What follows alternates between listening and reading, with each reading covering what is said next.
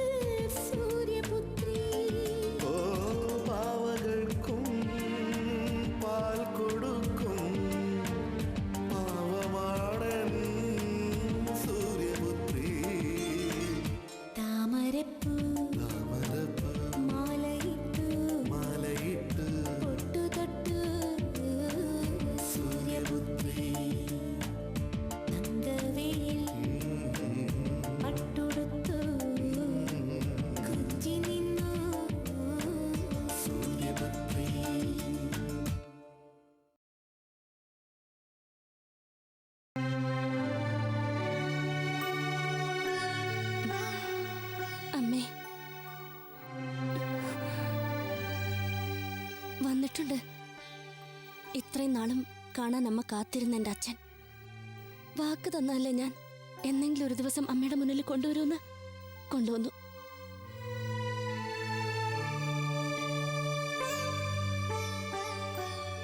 കരയല്ലേ, ഇപ്പൊ സന്തോഷിക്കല്ലേ വേണ്ടത്? ഇത്രയും നാളും ഇങ്ങനെ ഒരാളെ അറിയ പോലും ഇല്ലാന്ന് പറഞ്ഞ ആള് ഇപ്പൊ നേരിട്ട് കാണാൻ പോവല്ലേ?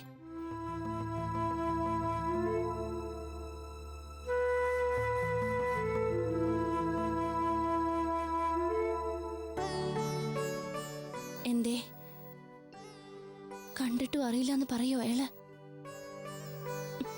ഇതുവരെ കളിച്ച നാടകം ഇനിയും കളിക്കോ? എങ്കിൽ പിന്നെ ഞാൻ എന്താവും പ്രവർത്തിക്കാന്ന് പറയാൻ പറ്റില്ല.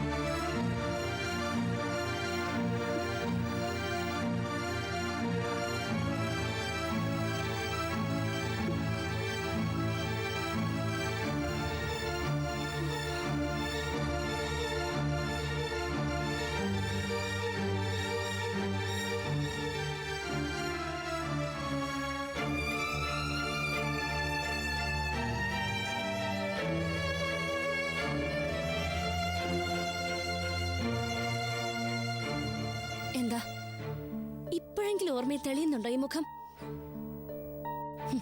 അതോ ഇനിയും അറിയില്ല എന്ന് പറയാൻ തന്നെയാണോ ഭാവം?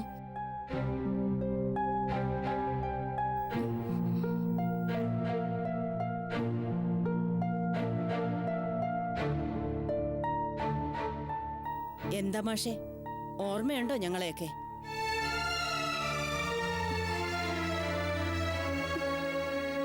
എന്നെ ചിലപ്പോ ഓർമ്മ കാണില്ല, പക്ഷെ ഈ കിടക്കുന്ന ആളെ അത്ര പെട്ടെന്ന് മറക്കാൻ കഴിയില്ലല്ലോ മാഷിന്.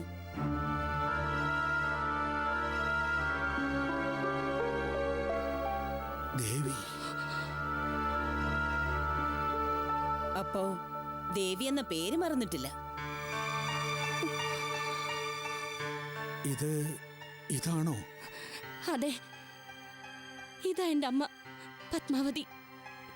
എന്താ ഓർമ്മ വരുന്നില്ലേ മാഷിന്?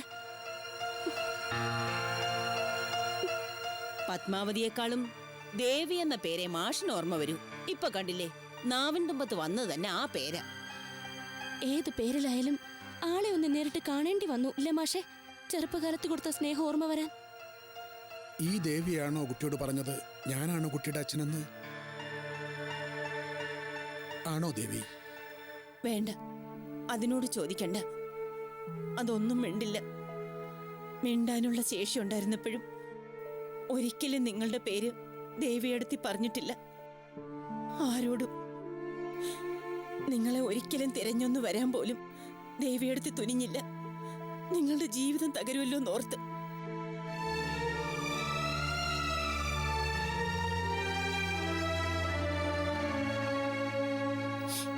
ഏട്ടത്തി തന്ന ഈ സ്നേഹത്തിന് നിങ്ങൾ കൊടുത്തിട്ട് പോയ ഈ സമ്മാനം ഉണ്ടല്ലോ, ശരീരം ഇങ്ങനെ തളരും വരെ നീതി പോലെ കാത്തു.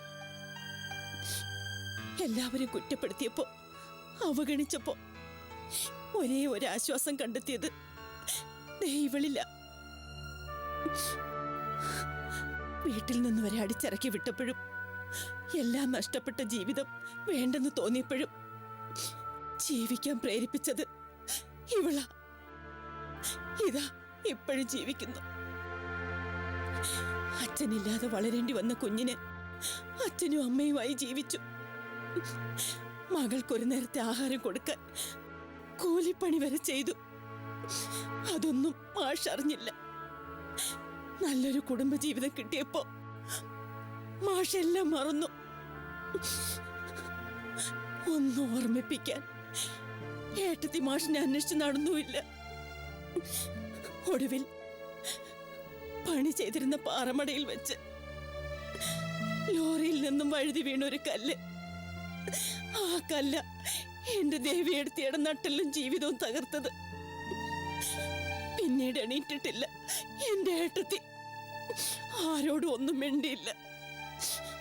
ഏതു നേരവും കണ്ണീരുമായി ജീവച്ചവം പോലെ.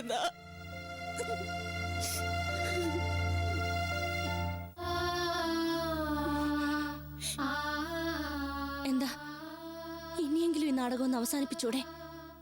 ഈ മുഖം പൊടി ഒന്ന് വലിച്ചു കീറിക്കൂടെ? സംസാരിക്കാൻ കഴിയില്ലെങ്കിലും പറയുന്നത് മനസ്സിലാക്കാൻ കഴിയും എന്റെ അമ്മയ്ക്ക്. ആ അമ്മയുടെ മുന്നിൽ നിന്ന് ഞാൻ ചോദിക്കാം, നിങ്ങളല്ലേ എന്റെ അച്ഛൻ? സൂര്യപുത്രി ഇടവേളയ്ക്ക് ശേഷം തുടരും. സൂര്യപുത്രി തുടരുന്നു. എന്താ ഇനിയെങ്കിലും ഈ നാടകം ഒന്ന് അവസാനിപ്പിച്ചൂടെ? ഈ മുഖം പൊടി ഒന്ന് വലിച്ചു കീറിക്കൂടെ? സംസാരിക്കാൻ കഴിയില്ലെങ്കിലും പറയുന്നത് മനസ്സിലാക്കാൻ കഴിയും എന്റെ അമ്മയ്ക്ക്. ആ അമ്മയുടെ മുന്നിൽ നിന്ന് ഞാൻ ചോദിക്കാം, നിങ്ങളല്ലേ എന്റെ അച്ഛൻ? നിങ്ങളുടെ രക്തത്തിൽ പിറന്ന നിങ്ങളുടെ മകളല്ലേ ഞാൻ? പറയേ. ദേവിക്ക് സംസാരിക്കാൻ കഴിഞ്ഞിരുന്നെങ്കിലെന്ന് ഇപ്പോൾ നിങ്ങളെക്കാൾ ആഗ്രഹിക്കുന്നത് ഞാനാ.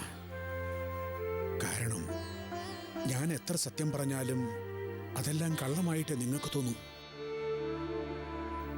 പറയൂ ദേവി, സത്യമില്ല ഇവരോട് തുറന്നു പറയേ.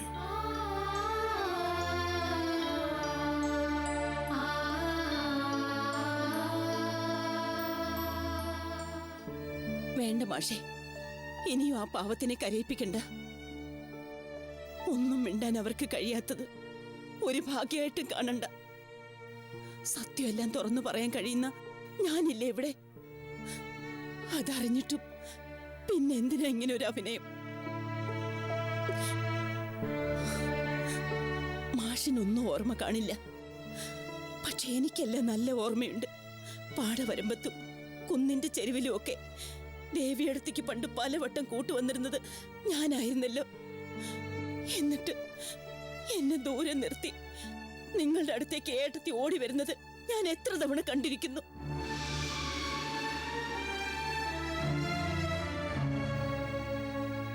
ഒടുവിൽ ജോലി ട്രാൻസ്ഫർ ആയപ്പോ എല്ലാം അവസാനിപ്പിച്ച് നിങ്ങൾ ഇവിടുന്ന് പോയി. പക്ഷേ അപ്പോഴേക്കും നിങ്ങളുടെ കുഞ്ഞ് ഏട്ടത്തിയുടെ വയറ്റിൽ വളരാൻ തുടങ്ങിയിരുന്നു. അതൊന്നും നിങ്ങളെ അറിയിക്കാൻ ഏട്ടത്തി എത്ര കത്തുകൾ എഴുതി. അതൊക്കെ കവലയിലെ പെട്ടിയിൽ കൊണ്ടിട്ടിരുന്നത് ഞാനാ മാഷെ. എനിക്കിപ്പോഴും നല്ല ഓർമ്മയുണ്ട് വടിവൊത്ത കയ്യക്ഷരത്തിൽ ദേവിയെടുത്ത് എഴുതി തന്ന ആ കത്തുകളിലെ വിലാസം. എന്താ മാഷിന് അതൊന്നും ഓർമ്മ വരുന്നില്ലേ? പക്ഷെ ആരും ഒരിക്കലും മറന്നു പോവാതിരിക്കാൻ സൂക്ഷിച്ചു വെച്ചിട്ടുണ്ട് ഞാനൊരു കത്ത്.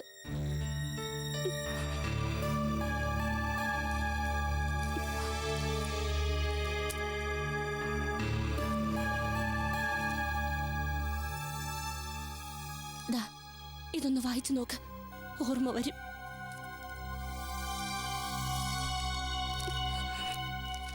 പ്രിയപ്പെട്ട രാജേട്ടന്, ഞാൻ എത്ര കത്തുകൾ അയച്ചു, ഒരു മറുപടി പോലും കണ്ടില്ല. എനിക്കൊന്ന് കാണണം, ഒരത്യാവശ്യ കാര്യം പറയാനുണ്ട്. കഴിയുമെങ്കിൽ ഇത്രയിടം വരെ ഒന്ന് വരണം എന്ന് സ്നേഹത്തോടെ ദേവി.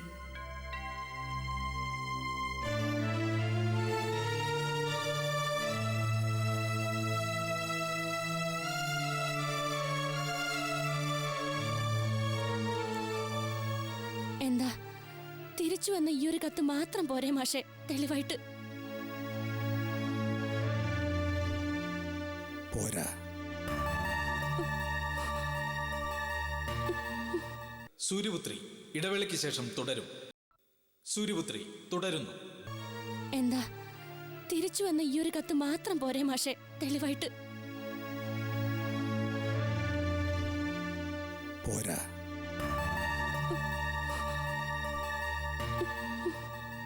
എല്ലാം നിങ്ങൾ അറിഞ്ഞിട്ടില്ല. അറിഞ്ഞതെല്ലാം നിങ്ങൾ കരുതുന്ന പോലെ ആയിരുന്നുമില്ല. വേണ്ട മാഷ്, ഇനിയും ഓരോ കള്ളക്കഥകൾ കെട്ടിച്ചമച്ച് രക്ഷപ്പെടാൻ ശ്രമിക്കണ്ട. ഇല്ല, പക്ഷെ എനിക്ക് പറയാനുള്ളത് കൂടി നിങ്ങൾ കേൾക്കണം. ഇതുവരെ നിങ്ങൾ പറഞ്ഞതെല്ലാം ഞാൻ കേട്ടു. ചില അബദ്ധധാരണകൾ, അതിനപ്പുറം അതൊന്നുമല്ല. ഈ കിടക്കുന്ന ദേവിക്ക് നാവൊന്ന് ചലിപ്പിക്കാൻ കഴിയുമായിരുന്നെങ്കിൽ പറയുമായിരുന്നു യഥാർത്ഥത്തിൽ സംഭവിച്ച എന്തായിരുന്നു എന്ന്. അന്നെല്ലാം ദേവി എന്നെ കാണാൻ വന്നിരുന്നത് കൊണ്ട് എന്നെയാണ് ദേവി സ്നേഹിച്ചിരുന്നതെന്ന് നിങ്ങളങ്ങ് ഉറപ്പിച്ചു അല്ലേ? പക്ഷെ എന്നെ കാണാനല്ല ദേവി വന്നിരുന്നത്. എന്നെ ഓർമ്മയുള്ളതുപോലെ തന്നെ ശാന്തയ്ക്ക് മറ്റൊരാളെ കൂടി ഓർമ്മയുണ്ടാവും, മുകുന്ദേട്ടനെ. വേണ്ട മാഷെ, ഇനിയും പുതിയൊരു കഥ കെട്ടിച്ചമയ്ക്കാൻ മാഷ മെനക്കെടണ്ട. കഥയല്ല, സത്യം. എന്റെ 2 കുഞ്ഞുങ്ങളാണേ സത്യം. മുകുന്ദേട്ടനായിരുന്നു ദേവിയെ സ്നേഹിച്ചിരുന്നത്. അന്ന് നക്സൽ പ്രസ്ഥാനവുമായി മുകുന്ദേട്ടന് ബന്ധമുണ്ടായിരുന്നത് കൊണ്ട് പോലീസിന്റെ കണ്ണു വെട്ടിച്ച മുകുന്ദേട്ടൻ എന്നെ കാണാൻ വന്നിരുന്നത്. ദേവിയോട് വരേണ്ട സ്ഥലം പറഞ്ഞിരുന്നത് ഞാനാ. അങ്ങനെ എന്നെ കാണാനെന്ന മട്ടിൽ ദേവി വരും, മുകുന്ദേട്ടനുമായിട്ട് സംസാരിക്കും. അപ്പുറത്ത് ശാന്ത ദൂരെ മാറി നിന്നിരുന്നത് പോലെ ഇപ്പുറത്ത് ഞാനും. മറ്റാരും അറിയാതെ എല്ലാം വളരെ രഹസ്യമായി സൂക്ഷിക്കാൻ ദേവിയോട് പറഞ്ഞിരുന്നത് മുകുന്ദേട്ടനാ. ഒരുപക്ഷെ അതാവും ശാന്ത പോലും ഒന്നും അറിയാതിരുന്നത്.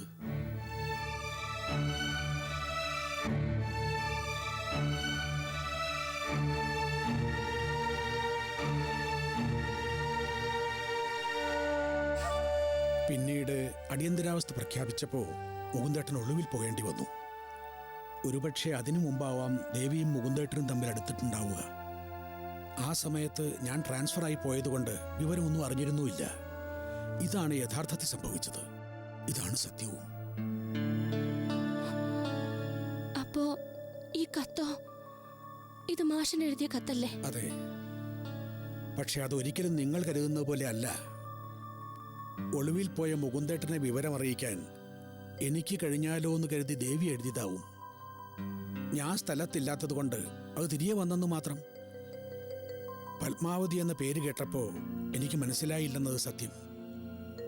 പക്ഷേ ഗ്രീഷ്മ ഒരിക്കലെങ്കിലും ദേവി എന്ന് പറഞ്ഞിരുന്നെങ്കിൽ സത്യം ഞാൻ മനസ്സിലാക്കിയേനെ.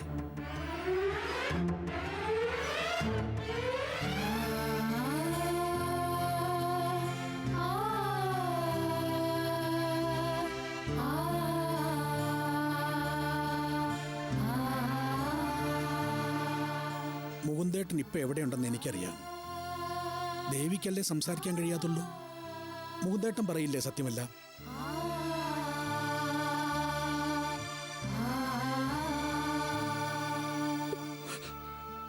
ആണോ അമ്മേ? ഈ പറഞ്ഞതൊക്കെ സത്യമാണോ? എനിക്ക് വിശ്വസിക്കാവോ ഇതെല്ലാം? പറ. ഇത്ര നാള് ഞാൻ വിശ്വസിച്ചതൊക്കെ വെറുതെ ആയിരുന്നോ? അയാളാണോ എന്റെ അച്ഛൻ?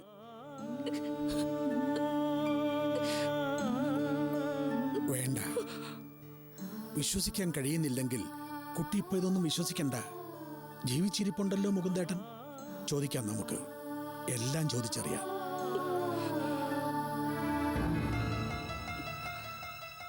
അതെ, ചോദിക്കും ഞാൻ.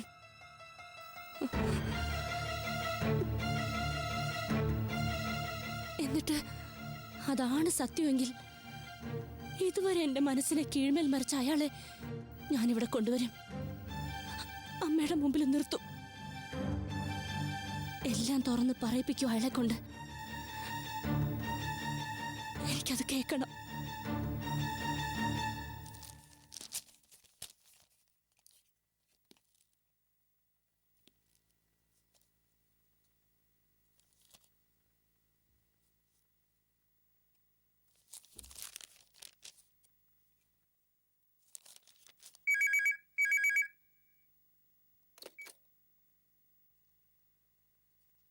ഹലോ മോനെ, കർണേട്ടനാ.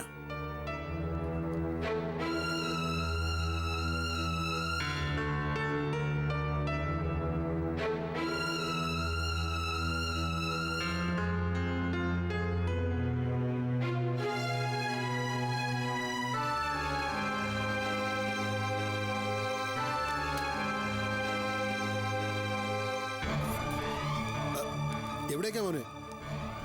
എന്താ പ്രശ്നം?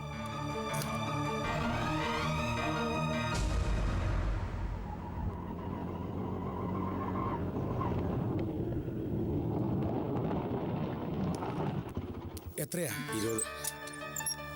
അച്ഛാ, ഏ? മൂന്തമാമയ്ക്ക് എന്തോ ആക്സിഡന്റ് പറ്റിയെന്ന്.